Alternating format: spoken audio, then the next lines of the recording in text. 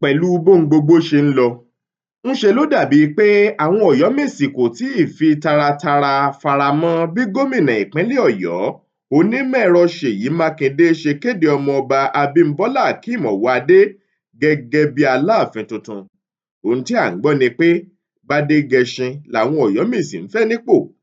Bákan náà làwọn ìdílé Agúnlóyè sì ń fọn rere pé Ifá kọ́ ló mú Gbádégẹṣin fún àwọn. Bẹ́ẹ̀ sì rèé, ìlà ìdílé Ọwọ́adé sọ pé tapá titan àwọn làwọn fi sí ọ̀rọ̀ ọ̀hún. Abímbọ́lá Akeem Ọwọ́adé ńlọ̀yọ́ ń fẹ́ lóyè, òun sì ni aṣojú ìdílé àwọn. Lórí ọ̀rọ̀ àwọn Aláàfin tó ti jẹ lọ́yọ̀ọ́, a dúpẹ́ fún àwọn àkíyèsí yín gbogbo tí ẹ fi sábẹ́ fídíò tí a ṣe lánàá. À ń tẹ̀síwájú láti ṣe àwọn àtúnṣe tó bá yẹ. Kódà, a ti ṣètò láti gbé àwọn àgbà pìtànpìtàn, àgbà òpìtàn ńlá wá sórí ètò wa láti wá fìdí ìtàn àwọn lọ́balọ́ba múlẹ̀ nílùú Ọ̀yọ́. A dúpẹ́ fún àtìlẹ́yìn ọmọ-ọba Olúṣọlá Adébáyọ̀ Akínṣọ̀wọ́n. Ẹ̀wẹ̀, ìwádìí tí a ṣe fi yé ni pé ọdún 52 ni ọba Lámídì Adéyẹmí kẹta lò lórí àpèrè Aláàfin Ọ̀yọ́, èyí tó mú un jẹ́ Aláàfin tọ́jọ́ rẹ̀ pẹ́ jùlọ lóyè níbàámu pẹ̀lú ìtàn. Ọjọ́ 22 oṣù kẹrin ọdún 2022 ni ọba wa wàjà lẹ́ni ọdún 73. Òun yìí sì ni ọba karùndínláàádọ́ta tákọsílẹ̀ fi ìdí rẹ̀ múlẹ̀. Ṣebí bọ́ba kan bá wàjà, àá fọmọ oyè míì jẹ ni. Ìgbà láṣọ, ìgbà lẹ̀wù. Bómi tuntun bá ti rú, ẹja tuntun wọnú ẹ̀ ni. Ìdílé ọba Agúnlóyè ni wọ́n ti mọ́mọ oyè tí ó jàláàfin tuntun. Ẹ sì kúkú mọ̀ pé ọmọ Aláàfin Àtìbà ni gbogbo wọn ṣe. Bẹ́ẹ̀ sì rèé, Adélù Agúnlóyè ni àrẹ̀mọ Aláàfin Àtìbà nígbà ayé rẹ̀. Òun yìí ló sì gorí àpèrè lẹ́yìn tí bàbá rẹ̀ rèwàlẹ̀ àṣà ní 1859. Láwàní amúbíẹ̀yà gbogbo ìjà ni àrẹ̀mọ fún Aláàfin Adélù Agúnlóyè. Kí la Aláàfin Adélù wàjà sí ní 1875? Ìjà àjàkú akátá kan ló bẹ́ sílẹ̀ tí wọn kò fi mú agogo ìjà pé kó wá jókòó sórí àpèrè ọba. Dípò èyí, Adéyẹmí Alówólódù ni wọ́n fi sórí oyè gẹ́gẹ́ bí Aláàfin nígbà náà. Òun sì ni àbúrò Láwàní agogo ìjà. Èyí bà agogo ìjà nínú jẹ́ púpọ̀. Ó sì fi ìbínú ṣí lọ sí ìlú Ìbàdàn. Ó lọ tẹ̀dó sí òkè Àrẹ̀mọ níbi tí ó ti kọ́lé tó kàsẹ̀ sí. Ní kété tí Aláàfin Adéyẹmí àkọ́kọ́ wàjà ní 1905, wọ́n pè é wá sílùú Ọ̀yọ́ láti Ìbàdàn tó tẹ̀dó sí. Wọ́n sì ní kó wá gorí oyè Aláàfin Ọ̀yọ́. Ó sì darí ìlú Ọ̀yọ́ fún ọdún 6. Òun ni baba Aládìgbòlù, baba Aláwúwo. Aláàfin agogo ìjà yìí náà ló bí Ọ̀wọ́adé, Tẹ̀là àtàwọn míì. Nítorí pé Láwàní amúbíẹ̀yà agogo ìjà ò pẹ́ lórí oyè, ní òyìnbó tó jẹ́ ọ̀rẹ́ ọmọ Aláàfin yìí, Captain Ross, tó jẹ́ olùṣàkóso agbègbè nígbà náà, bá lo agbára rẹ̀. Kò tiẹ̀ dúró de àwọn Ọ̀yọ́mèsì, ló bá pàṣẹ pé Ṣìyànbọ́lá Oníkẹ̀pé Ládìgbòlù ní kí wọn ó fi jọba gẹ́gẹ́ bí Aláàfin lọ́yọ̀ọ́. Ni ọmọ agogo ìjà bá tún gorí àpèrè, bó tiẹ̀ jẹ́ pé òun yìí ni ọmọ Aláàfin tó ṣẹ̀ṣẹ̀ wàjà. Àkọsílẹ̀ ìtàn tẹ̀síwájú pé Ṣìyànbọ́lá Oníkẹ̀pé Ládìgbòlù di Aláàfin lọ́dún 1911 kí ọmọọba Adéyẹmí míì tún tó jọba. Ńṣe lọba Adéníran Adéyẹmí yẹ̀bá nípò Aláàfin láìròtẹ́lẹ̀ nítorí gbódòǹróṣo òṣèlú. Ọmọ Ládìgbòlù míì bá tún jẹ Aláàfin Ọ̀yọ́.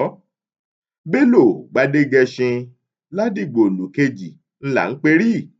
Ẹ̀wẹ̀, nígbà tó wàjà ní 1968 ni ọba Lámídì Ọláyíwọlá Adéyẹmí kẹta bá gorí àpèrè ọba.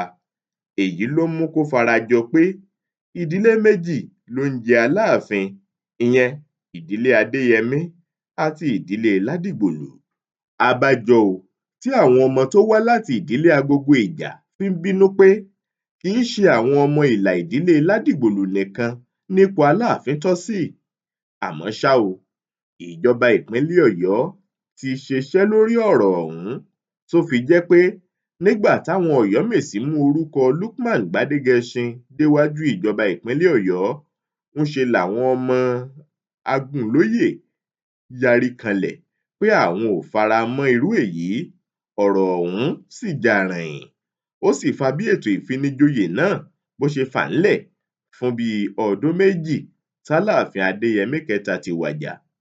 Ẹ̀wẹ̀, kì í ṣèròyìn mọ́ pé ní báyìí ìjọba gómìnà Seyi Makinde ti kéde orúkọ ọmọọba Abímbọ́lá Akeem Ọwọ́adé gẹ́gẹ́ bí Aláàfin tuntun nílùú Ọ̀yọ́.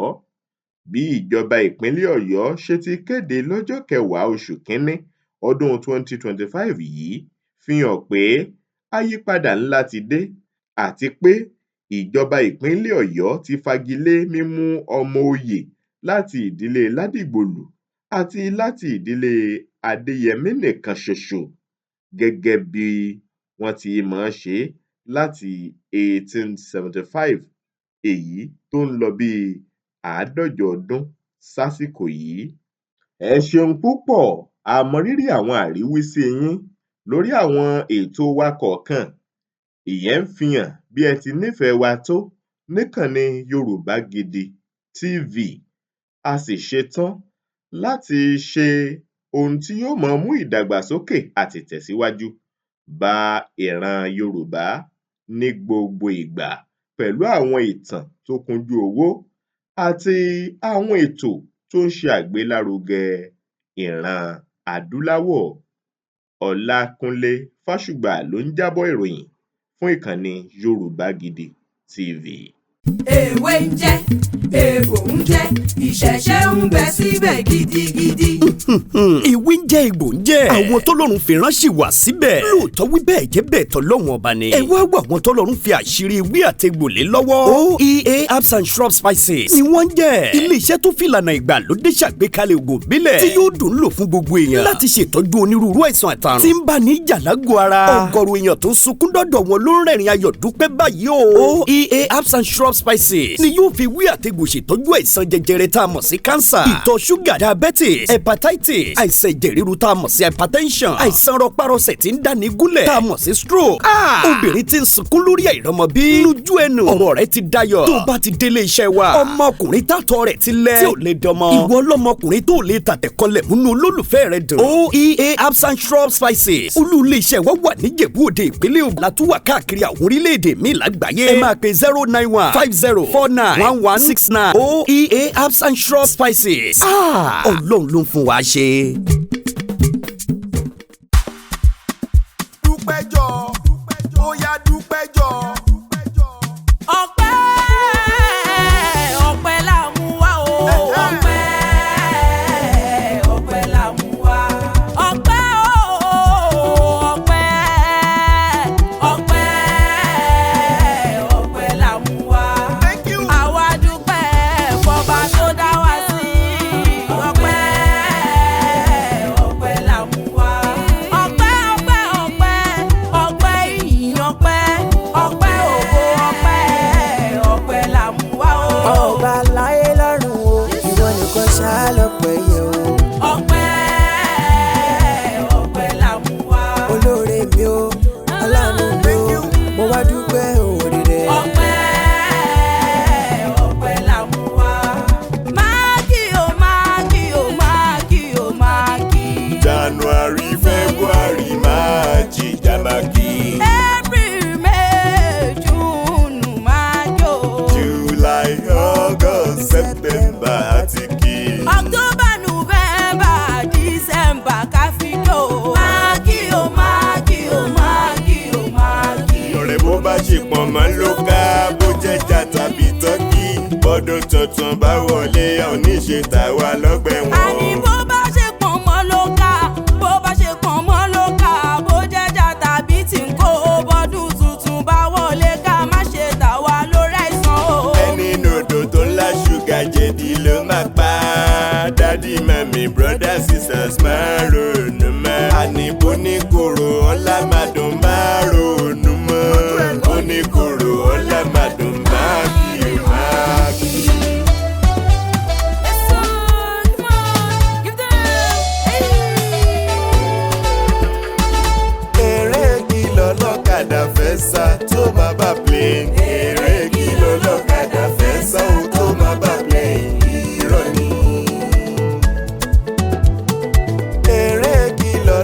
lọ́lọ́kadà fẹ́ sá tó máa bá plane. Eré kí lọ́lọ́kadà fẹ́ sá tó máa bá plane figagbága. Pẹ́pẹ́ fúru mọ́tò ìwọ lọ tún ìwọ lọ sí wọ́n ń bọ̀ sọ òkú nígbà ẹ̀gà tó ń yọ ikú pa á ń bọ̀ sí òkú èkó èyí tó ń jọrẹ́ mọ́lẹ̀. Ọ̀rẹ́ mi mọ wọn ara rẹ̀ o. Eré kí lọ́lọ́kadà fẹ́ sá tó máa bá plane. Eré kí lọ́lọ́kadà fẹ́ sá tó máa bá plane sáré. Ọlọ́kadà tó ní mọ́tò ló jọ ń díje. Bí wọ́n ti tẹ̀síwájú máa ló dọ̀ mo ní mọ́tò. Ọlọ́kadà gbéyọ́ lọ́tún gbéyọ́ lọ́sì ó gbẹ̀yìn yọ̀ ó. Pẹ́pẹ́ fúru ọlọ́kadà ó lá mọ́tò dáadáa. Eré kí lọ́lọ́kadà fẹ́ sá tó máa bá plane. Eré kí lọ́lọ́kadà fẹ́ sá tó máa bá plane figagbága. Ẹ̀bùn lórí gbọ́gbá gidi ẹ̀bùn lọ́rọ̀ sísọ fún mi. Ẹ̀bùn lórí gbọ́gbá gidi ẹ̀bùn lọ́rọ̀ sísọ fún mi. Mo dúpẹ́ ọgbọ́n orí eléyìí tí mo fi ń kéwì MC man bàbá mo jẹ́. Báṣùgbà mọ́ mi o. Ọ̀tọ̀ tún ní kọ́mẹ́dì tí mo fi ń dẹ́rìn pòṣónú. Tí mo fi ń dẹ́rìn pòṣónú. Eré kí lọ́lọ́kadà fẹ́ sá tó máa bá plane. Eré kí lọ́lọ́kadà fẹ́ sá tó máa bá plane figagbága. Eré kí lọ́lọ́kadà fẹ́ sá tó máa bá plane. Eré kí lọ́lọ́kadà fẹ́ sá tó máa bá plane figagbága.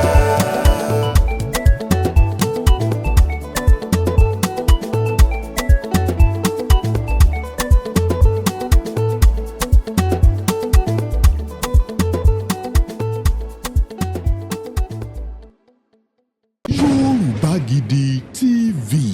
Yorùbá Gidi TV òun ni kẹ́ ẹ máa wò nígbà gbogbo. Ẹ fojú yín ló ń jẹ níbi tẹ́ ẹ ti lè kọ́gbọ́n, níbi tẹ́ ẹ ti lè rí àwọn àṣà Yorùbá tó yanjú. Yorùbá Gidi TV òun ló mú ètò rere wálé ayé. Níbi tẹ́ ẹ gbé fẹ́ kọ́gbọ́n, níbi tẹ́ ẹ gbé fẹ́ kọrin. Yorùbá Gidi TV òun ló ń pè yín kẹ́ ẹ máa wò nígbà gbogbo. Yorùbá Gidi TV. Ibi tá a ti ń fún yín láwọn nǹkan tẹ́ ẹ fẹ́, àwọn nǹkan tó ṣàǹfààní tó yẹ kẹ́ ẹ máa wò nígbà gbogbo nígbàkigbà. Ìbẹ̀lẹ̀ wà yìí máa subscribe sí tẹ subscribe sí. Yorùbá Gidi TV.